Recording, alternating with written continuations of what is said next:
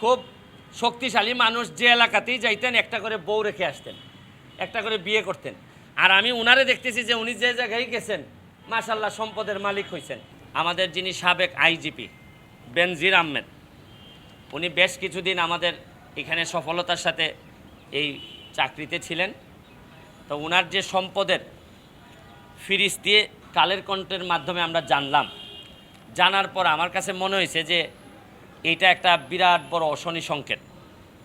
দেখা যাচ্ছে যে রিপোর্ট পত্রিকায় আসছে, এবং নিশ্চয়ই ওনারা অনেক রিসার্চ করে, একটা কালের কণ্ঠের মতো একটা পত্রিকায় রিসার্চ করে বিভিন্নভাবে এই অনেক ভালো এভিডেন্স ছাড়া তো নিশ্চয়ই এটা করার কথা না।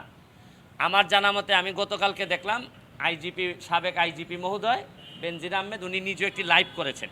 লাইভ করে উনি ওনার বক্তব্য কিছু স্বীকার করেছেন, কিছু অস্বীকার করেছেন। এখন প্রশ্ন হচ্ছে কি, যে একজন আইজিপির 34 বছরের জীবনে যে বেতন হয়, বেতনে প্রায় 1,74,00,000 টাকা হয়, 1.25 কোটির মতো। কিন্তু দেখা যাচ্ছে যে শত শত কোটি টাকার মালিকানা ওনার আছে, যেগুলা কাগজের হিসাবে আসছে। আর বে হিসাবে যে কি আসছে এটা একমাত্র আল্লাহ মাহবুদ ছাড়া তো আর কেউ জানেন না, বা কি আছে ওনার। এখন দেখা যাচ্ছে ওনার মেয়ে এবং ওনার ওয়াইফ দুইজনেরই কোনো ইনকামের কোনো লাইনই ছিল না, বা এরা তো ইনকামও করে না। তারপরও 6টা কোম্পানি থেকে শুরু করে কোটি কোটি টাকার সম্পদ উনি বানাইছেন। এবং মজার বিষয় হচ্ছে কি, গোপালগঞ্জের মতো জায়গায় 600 বিঘা, 800 বিঘা আরও পাশে কত হয়, 1400 বিঘা। তা আর কিছুদিন সময় পাইলে তো গোপালগঞ্জই কিনে ফেলতেন মনে হয় উনি। তা আমাদের সবাইকে আল্লাহ বাঁচাইছে যে বেশি দিন সময় পান নাই। তো দেখা যাচ্ছে যে উনি বৈধ বা অবৈধ পরে যে সম্পদ বানাইছেন, আর কিছুদিন হইলে হয়তো উনার জমির উপর দিয়ে আমাদের বঙ্গবন্ধুর মাজারে যাওয়া লাগতো। তো এত সম্পদ, আপনার শত শত কোটি টাকার ব্যবসা প্রতিষ্ঠানের মালিক এর স্ত্রী ও 2 মেয়ে 2 লাখ শেয়ার কিনেছেন। তো রিসোর্টের জন্য এলজিডি আবার 7 কিলোমিটার রাস্তা ওনার করে দিছে। যাই হোক, আইজিপি মহোদয় থাকলে এলজিডি তো একটু আপনার ফেভার করতেই পারে, বা একটা ভয়ের প্রশ্নও থাকে। তাই এখন প্রশ্ন হচ্ছে কি, বৈধ অবৈধ, এখন প্রশ্ন হচ্ছে কি, এত সম্পদের রিপোর্ট আসার পর আমি ভাবছিলাম যে আমার মনে আশা লাগবে না, দুদক নিজেই হয়তো এত বড় জিনিস দেখার পর দুদক, আবার শুনতেছিলাম ও দুদকের চেয়ারম্যান মহোদয় বলছিলেন যে ওনারা একটা চিন্তাভাবনা করতেছেন। আর চিন্তাভাবনাটা কোথায় থেমে গেছে এটা আমার জানা নাই। আর এত বড় জিনিস যদি আমরা কেউ কথা না বলি, তাহলে এই বঙ্গবন্ধুর বাংলাদেশে কি এত বড় দুর্নীতির অভিযোগের বিরুদ্ধে কেউ কথা বলবে না? আর দুদক নিজে তো কাজ যদি না করে, তা আমাদের দায়িত্ব হচ্ছে কি নাগরিক হিসাবে দুদকরে বলা যে ভাই আপনি একটু নড়ে চড়ে বসেন। অ্যাটলিস্ট আমরা তো বলছি না যে উনি দুর্নীতি করেছেন, আমরা বলছি যে অভিযোগটা আসছে এটা বাংলাদেশের মানুষের সামনে, জাতির সামনে পরিষ্কার হোক। মানে উনি সেন্ট মার্টিন, কক্সবাজার, কুয়াকাটা যে সব জায়গায় গেছেন, মোটামুটি কোনো জায়গায় তো দেখেছি যে জায়গার বাকি নাই। ওই আমাদের এখানে আগে অনেক দিন আগে হয়তো যে খুব শক্তিশালী মানুষ যে এলাকাতেই যাইতেন একটা করে বউ রেখে আসতেন, একটা করে বিয়ে করতেন। আর আমি উনারে দেখতেছি যে উনি যে জায়গায় গেছেন মাশাল্লাহ সম্পদের মালিক হয়েছেন। তাই এটা আমার কাছে মনে হয়েছে যে এটা একটা ইনকোয়ারি করে প্রপারলি আমাদের কাছে আসা উচিত। দুদক বলুক যে উনি বৈধভাবে, উনি একটা ফেসবুকে লাইভ করে বলে দিলেন, তাতে তো আর এটা হবে না। এই জন্য আমি দুদককে অ্যাপ্লিকেশন দিয়ে গেলাম। এর পরবর্তীতে যে আপনারা জানেন যে যেসব ব্যবস্থা নিতে হয়, অ্যাপ্লিকেশন যদি দুদক মনে করে আমলে নিবে না, তখন আমার যেসব জায়গায় যাওয়ার বিষয় আছে আমি ওই সব জায়গায় নক করব। আমার প্রশ্ন হচ্ছে যে বঙ্গবন্ধু কন্যা জননেত্রী শেখ হাসিনার একটা মিশন হচ্ছে গিয়ে দুর্নীতির বিরুদ্ধে প্রতিবাদ, দুর্নীতির বিরুদ্ধে কাজ করতে হবে এবং দাঁড়াতে হবে। আমি একজন এই প্রথম, কিন্তু আমি এমপি হিসাবে এই প্রথম আসছি। আগে আপনারা আমাকে দেখেছেন যে ব্যারিস্টার সুমন হিসাবে আসছি। আমি একটা জিনিস বলতে চাই যে এমপি হওয়া বা না হওয়া এটা কোনো ইস্যু না। ইস্যুটা হচ্ছে গিয়ে যে সব জায়গায় দুর্নীতির ব্যাপারে অন্যরা কথা বলবে না, আমার যদি সামর্থ্য থাকে, শক্তি থাকে, সাহস থাকে, আমি কথা বলবো। না, এটা স্বাভাবিক প্রক্রিয়া। দুদক যদি না যায় তাহলে আমার যা যা করা লাগে, আমার এইটুকু পর্যন্ত আমার যতটুকু এনার্জি আছে, আপনারা জানেন যে প্রতিটা মামলা, যেসব মামলা আমি দুদকে নিয়ে আসি, এই মামলাগুলো আদালত পর্যন্ত নিয়ে যেতে গিয়ে আমার অনেক এনার্জি খরচ হয়, অনেক প্রেশারের মুখোমুখি হইতে হয়, অনেক যন্ত্রণার মুখোমুখি হইতে হয়। তারপরও শুকুর আলহামদুলিল্লাহ আমি এখনও বেঁচে আছি। আর বেঁচে যে শুধু আছি তা না, 1 লাখ ভোটের ব্যবধানে এই আমি এমপিও নির্বাচিত হয়েছি।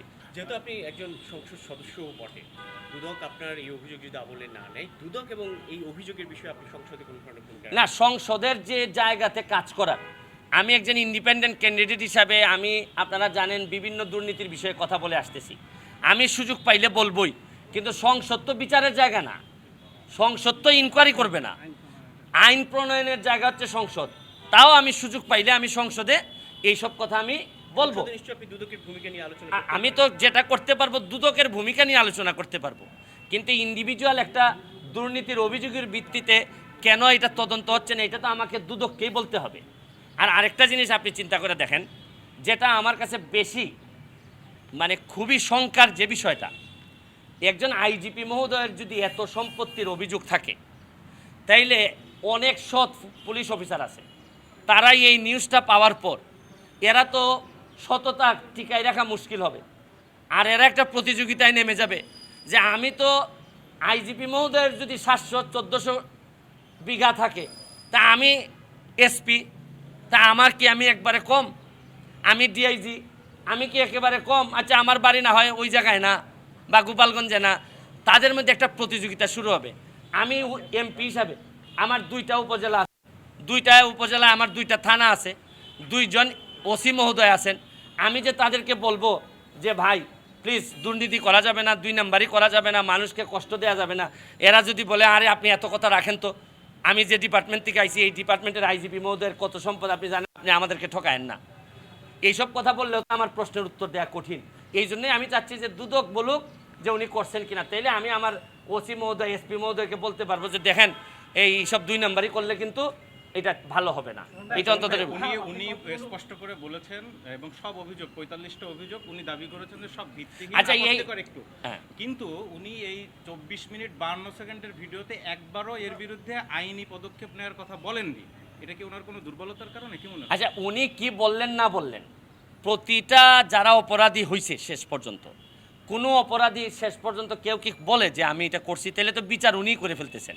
আমি তো উনি কি বলছেন না বলছেন এটা আমার জন্য ফ্যাক্টর না, বা কালের কণ্ঠ কি বলছে বা কেন বলছে কালের কণ্ঠ, উনি এত সম্পদ অর্জন করছেন, আগে কেউ কোনো সাংবাদিক কথা বলে নাই, এখন এই উনি রিটায়ারমেন্টে যাওয়ার সময় সাংবাদিকরাও সুবিধা পাইছেন ধরেন করছেন, তারপর আমি অ্যাপ্রিসিয়েট করি যে আচ্ছা যাই এই অপরাধী যেই হোক একটা রিপোর্ট তো আপনারা করছেন, তা আগে করলে তো উনি আরও সতর্ক হইতে পারতেন। তো এইটাও তো একটা আমাদের একটা দুর্বলতা আছে, উনি কি বললেন না বললেন এটা আমাদের জন্য ইম্যাটেরিয়াল।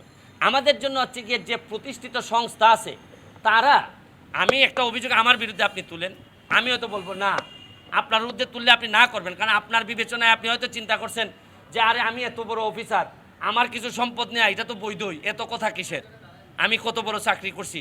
তো এই বিবেচনা বোধ তো ওনার বিবেচনায় তো হবে না, হবে হচ্ছে গিয়ে প্রাতিষ্ঠানিক যে সংস্থা তারা বলবে যে উনি আদৌ করেছেন কি করেন নাই, দ্যাটস অল। ওনারে যদি বলে যে উনি কিচ্ছু করেন নাই, উনি একেবারে দুদক যদি বলে না কোনো উনি দুর্নীতি করেন নাই, সব সম্পদ সাদা পানির মতো, তাহলে আমরা সবাই মিলে একটা গোলাপ ফুল নিয়ে আবার গিয়ে বললাম বা ইজ্জত বরি যে ভাই আপনার ইজ্জত আবার ফিরে আসুক, আমরা করব। সুমন ভাই, আপনি অনেকগুলো অভিযোগ দিয়েছেন এ পর্যন্ত আমরা দেখেছি, দুদক কেন আপনার অভিযোগের প্রেক্ষিতে কোর্ট থেকে আদেশ দুদক নড়ে চড়ে না, এই জায়গাটা আপনি কি বলবেন? আপনি দেখেন আমি যতগুলো অভিযোগ দুদকে নিয়ে আসছি এর মধ্যে অনেকগুলা কাজ দুদক এমনিতেই করেছেন, কিছু করেছেন, আর কিছু জিনিস আছে কি আপনার ওই সেলফ স্টার্ট নেয় না দুদক, দুদক নিজে স্টার্ট নেয় না, তখন করতে হয় কি পিছন থেকে ধাক্কায় ধাক্কায় স্টার্ট করাইতে হয়। আপনি দেখছেন না আমাদের ওই যে পুরাতন গাড়ি অনেক দিন পুরান হয়ে গেলে সেলফ স্টার্ট নেয় না, তো তখন করতে হয় কি পিছনে সাংবাদিক বা আমরা যারা আছি তখন ধাক্কাইতে হয় যে ভাই একটু ধাক্কাইলে স্টার্ট হবে। তবে আমার একটা বিশ্বাস আমরা ধাক্কাইয়ে যদি দুদককে স্টার্ট করতে পারি আমার মনে হয় যে দুদক চলতে পারবে। আর আমাদের দুদকের যিনি চেয়ারম্যান মহোদয় একটা ইন্টারভিউতে দেখলাম উনি বলছেন যে দুর্নীতিবাজরা এখন বুক ফুলিয়ে রাস্তায় হাঁটে, তো এই কথা বলে তো ওনার দায়িত্ব শেষ হবে না, ওনাকে তো কীভাবে এরা বুক ফুলিয়ে না হাঁটতে পারে এটার বিরুদ্ধে ব্যবস্থা নিতে হবে। আর যদি একেবারেই কিছু না নেন তাহলে আমাদের সবার মিলে দেশ ছাড়তে হবে দুনিয়া ছাড়ার আগে।